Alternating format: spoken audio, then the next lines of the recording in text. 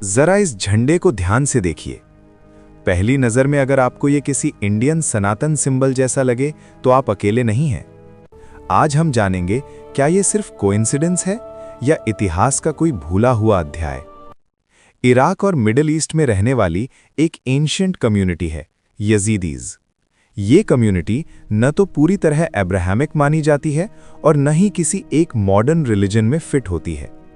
उनकी पहचान nature based belief, सन symbolism और सोल सेंट्रिक फिलॉसफी से होती है।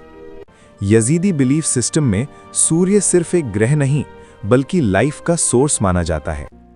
ठीक वैसे ही जैसे सनातन परंपरा में सूर्य को जीवन, ऊर्जा और चेतना का आधार कहा गया है, इसीलिए यजीदी फ्लैग में सन सिंबल सबसे प्रोमिनेंट होता है।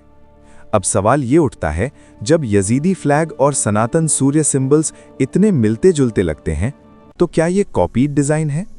नहीं। हिस्टोरियंस के मुताबिक एंशिएंट कल्चर्स में सिंबल्स अक्सर माइग्रेट करते हैं, जैसे लोग करते हैं। यजीदी टीचिंग्स में आत्मा को बॉडी से अलग माना जाता है। डेथ को एंड नहीं बल्कि एक ट्रांजिशन कहा जाता है। ये कॉन्सेप्ट सनातन फिलॉसफी के कोर सिद्धांतों में से एक है। इसलिए कुछ रिसर्चर्स यजीदी बिलीफ्स को इंडिक फिलॉसफी से सिंबॉलिकली कनेक्ट करते हैं।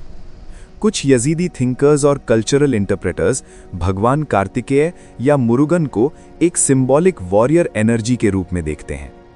यहां एक बात बहुत क्लियर होनी चाहिए, ये हिस्टोरिकल प्रूफ नहीं बल्कि कल्चरल इंटरप्रिटेशन है। जैसे अलग अलग सिविलाइजेशंस सेम ट्रूथ को अलग नाम से जानती हैं। यजीदी ट्रेडिशन में पीकॉक एक सेक्रेड सिंबल है। इंडिया में भी पीकॉक को कार्तिकेय और डिवाइन एनर्जी से जोड़ा जाता है। नेचर, फायर, सन, सोल, ये सब एलिमेंट्स दोनों ट्रेडिशंस में रिस्पेक्ट के साथ देखे जाते हैं। हिस्ट्री हमें ये बताती है, रिलीजन से पहले कल्चर्स होते हैं। बॉर्डर्स बदलते रहते हैं पर सिंबल्स सर्वाइव कर जाते हैं।